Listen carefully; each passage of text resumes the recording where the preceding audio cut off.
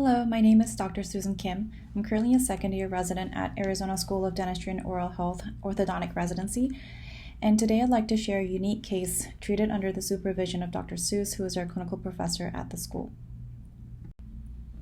The patient CF presented at the age of 10 years with a chief complaint of missing teeth and crowding.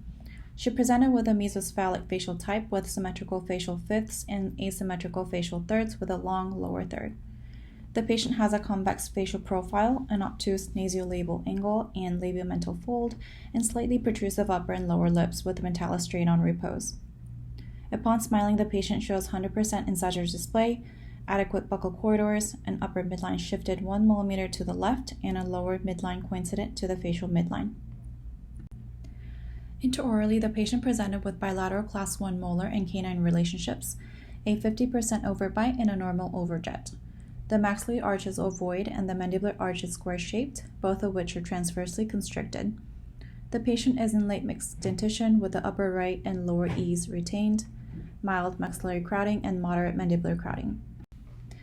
The pretreatment panoramic radiograph indicates congenital absence of the mandibular second premolars.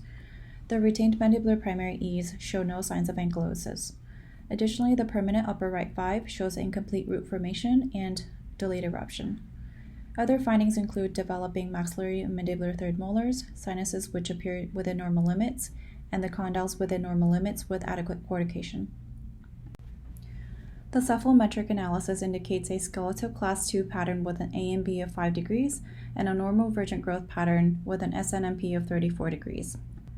The maxillary incisors are proclined with an upper 1 to SN of 111 degrees, and the mandibular incisors are upright with an IMPA of 84 degrees.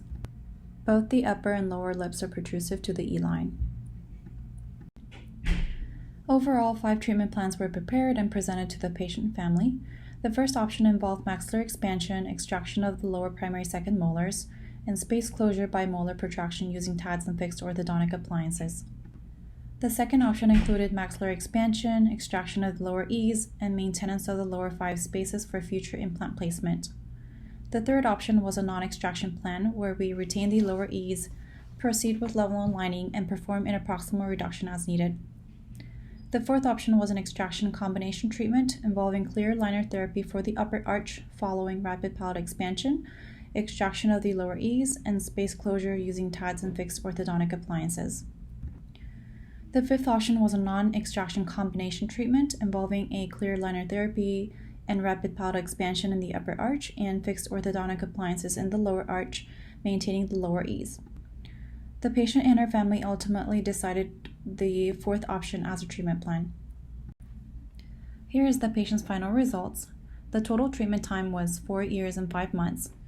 Final occlusion resulted in bilateral class 3 molar and class 1 canine relationships. The congenitally missing mandibular second premolars were replaced with natural dentition, the proclination of upper incisors was reduced, and the inclination of lower incisors was maintained. Final records indicate correction of maxillary and mandibular crowding, metallostrain, dental midlines, and preservation of the incisor display. This case highlights the advantages of combination therapy approach using clear aligner treatment for the maxillary arch and fixed appliances for the mandibular arch. Clear aligners offered aesthetic and hygienic benefits in the upper arch, while fixed appliances in combination with TAD placement in the lower arch allowed for efficient space closure and anchorage control for molar protraction. For more details about this case and pictures, please refer to the PCSO Bulletin. Thank you for listening.